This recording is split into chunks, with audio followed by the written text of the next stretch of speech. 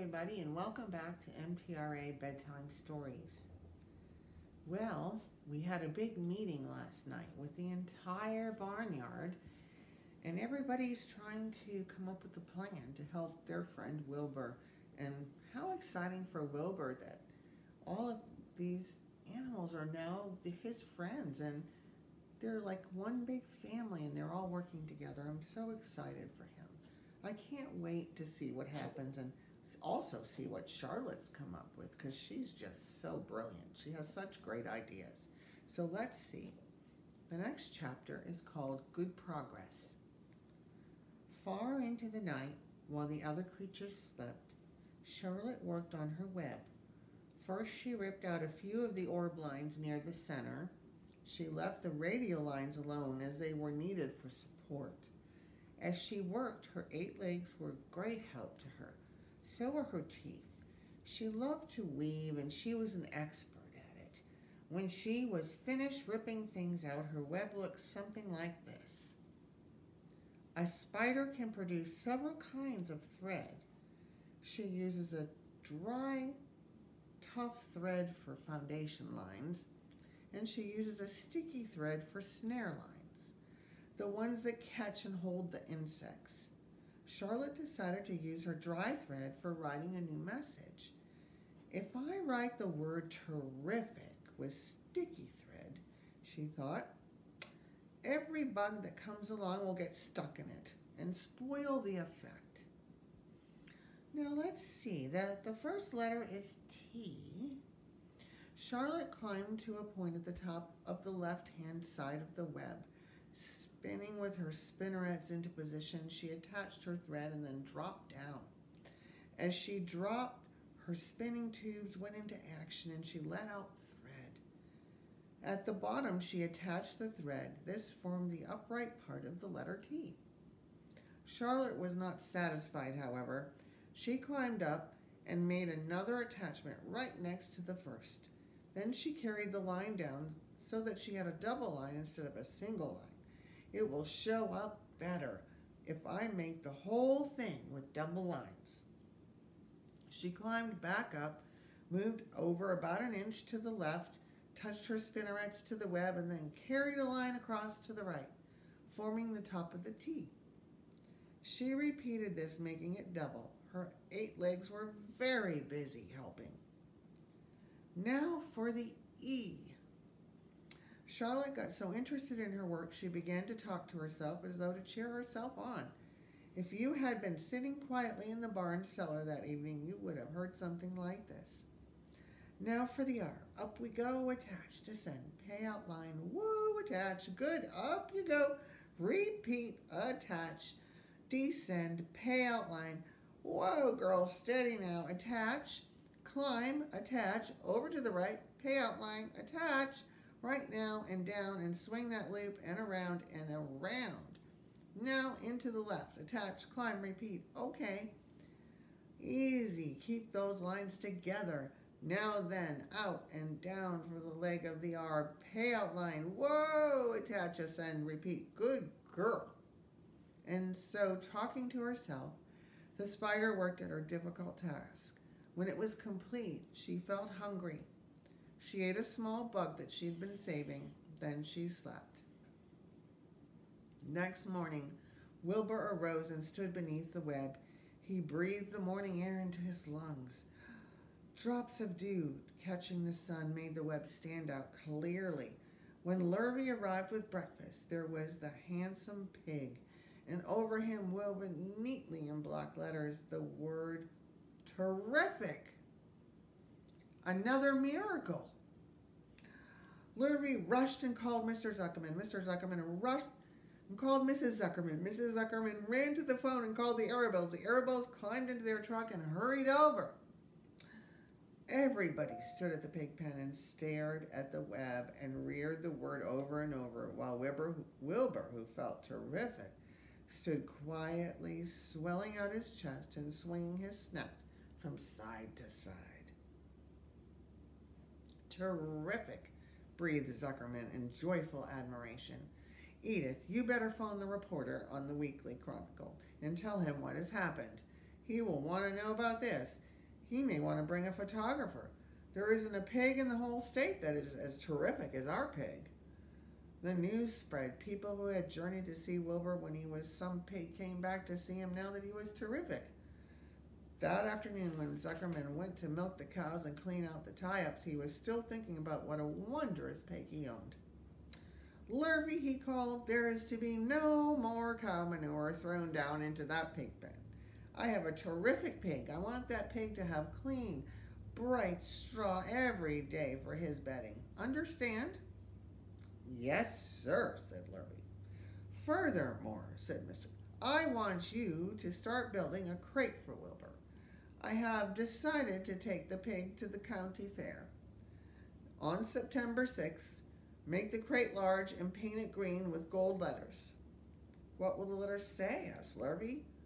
"They should say, 'Zuckerman's famous pig.'" Lurvy picked up a pitchfork and walked away to get some clean straw. Having such an important pig was going to mean plenty of extra work. He could see that. Below the apple orchard at the end of the path was a dump where Mr. Zuckerman threw all sorts of trash and stuff that nobody wanted anymore. Here in a small clearing, hidden by young alders and wild raspberry bushes, was an astonishing pile of old bottles and empty tin cans and dirty rags and bits of metal and broken bottles and broken hinges and broken springs and dead batteries and last month's magazines and old discarded dish mops and tattered overalls and rusty spikes and leaky pails and forgotten stoppers and useless junk of all kinds, including a wrong-sized crank for a broken ice cream freezer. Templeton knew the dump and liked it. There were good hiding places there, excellent cover for a rat, and there was usually a tin can with food still clinging to the inside. Templeton was down there now, rummaging around. When he returned to the barn, he carried in his mouth an advertisement he had torn from a crumpled magazine. "How is this?" he asked, showing the ad to Charlotte.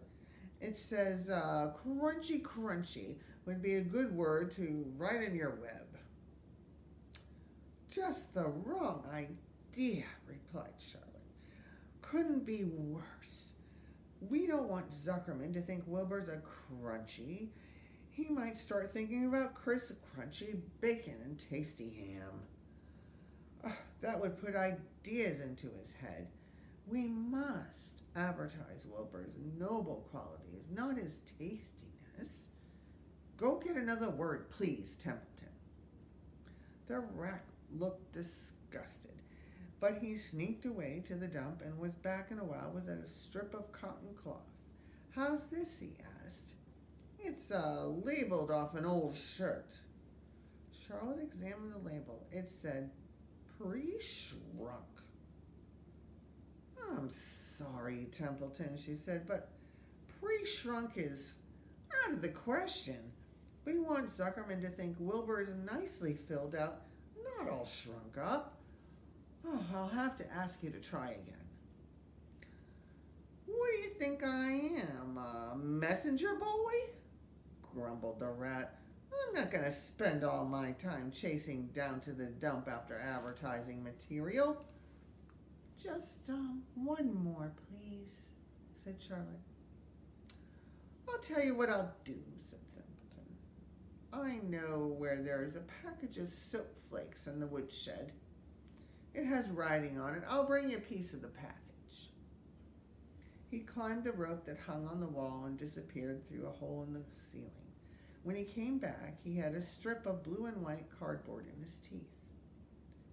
"There," he said triumphantly. "How's that?" Charlotte read the words. "With new radiant action."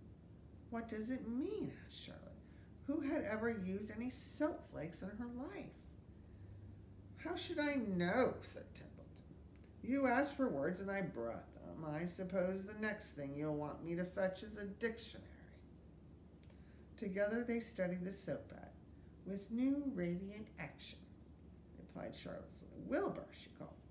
Wilbur, who was asleep in the straw, jumped up. "Run around," commanded Charlotte. "I want to see you in action, to see if you are radiant." Wilbur raced to the end of his yard. Now, back again faster, said Charlotte. Wilbur galloped back. His skin shone. His tail had a fine, tight curl in it. Jump into the air, cried Charlotte. Wilbur jumped as high as he could. Keep your knees straight and touch the ground with your ears, called Charlotte. Wilbur obeyed. Do a black flip and a half twist in it, said Charlotte. Wilbur went over backwards, wreathing and twisting as he went. Okay, Wilbur, said Charlotte. You can go back to sleep. Okay, Templeton, the so bad will do, I guess. I'm not sure Wilbur's action's exactly radiant, but it's interesting. Actually, said Wilbur, I feel radiant. Do you? Said Charlotte, looking at him with affection. Well, you're a good little pig, and radiant you shall be. I'm in this thing pretty deep now. I might as well go the limit. Tired from his romp, Wilbur lay down in the clean straw. He closed his eyes. The straw seemed scratchy, not as comfortable as the cow manure, which was always delightfully soft to lie in. So he pushed the straw to one side and stretched out in the manure. Wilbur sighed. Oh, it's been a busy day. His first day of being terrific. Dozens of people had visited his yard during the afternoon, and he had had to stand and pose and look as terrific as he could. Now he was tired. Fern had arrived and had seated herself quietly on her stool in the corner. Tell me a story, Charlotte, said Wilbur as he lay waiting to sleep. Tell me a story. So Charlotte, although she too was tired, did what Wilbur wanted. Once upon a time, she began, I had a beautiful cousin who managed to build her web across a small stream. One day, a tiny fish leaped into the air and got tangled in the web. My cousin was very much surprised. The fish was thrashing wildly. My cousin hardly dared tackle it, but she did. She swooped down and threw great masses of wrapping material around the fish and fought bravely to capture it. Did she succeed? Said Wilbur. It was a never-to-be-forgotten battle, said Charlotte. There was the fish caught only by one fin, and its tail wildly thrashing and shining in the sun. There was the web sagging dangerously under the weight of the fish. How much did the fish weigh? Asked Wilbur eagerly. I don't know, said Charlotte. There was my cousin slipping in, dodging out, beaten mercilessly over the head by the wild, thrashing fish, dancing in, dancing out, throwing her threads and fighting hard. First she threw a left around the tail. The fish lashed back. Then a left to the tail and a right to the midsection. The fish lashed back. Then she dodged to one side and threw a right and another right to the fin. Then a hard left to the head while the web swayed and stretched. Then what happened? Said Wilbur. Nothing, said Charlotte. The fish lost the fight. My cousin wrapped it up so tight it couldn't budge. Then what happened? Said Wilbur. Nothing, said Charlotte. My cousin kept the fish for a while, and then when she got good and ready, she ate it. Tell me another story, begged Wilbur. So Charlotte told him about another cousin of hers who was an aeronaut. What's an aeronaut? Asked Wilbur. A balloonist, said Charlotte. My cousin used to stand on her head and let out enough thread to form a balloon. Then she'd let go and be lifted into the air and carried upward on the warm wind. Is that true? Asked Wilbur. Or are you just making it up? It's true, replied Charlotte. I have some very remarkable cousins. And now, Wilbur, it's time you went to sleep. Sing something, begged Wilbur, closing his eyes. So Charlotte sang a lullaby, while crickets chirped in the grass and the barn grew dark. This was the song she sang. Sleep, sleep, my love, my only. deep, deep in the dung in the dark. Be not afraid and be not lonely. This is the hour when frogs and thrushes praise the world from the woods and the rushes. Rest from care, my one and only, deep in the dung in the dark. But Wilbur was already asleep when the song ended. Fern got up and went home. And this ends our amazing story tonight. Wow. I just cannot believe what an amazing spider Charlotte is. Gosh, she's just the mom of the barn, isn't she? Well, everybody, you have a nice little lullaby to lull you to sleep tonight. And listen to the crickets chirp, and listen to the grass blow in the wind. Be safe, be kind, get a good night's sleep, and we will see you tomorrow.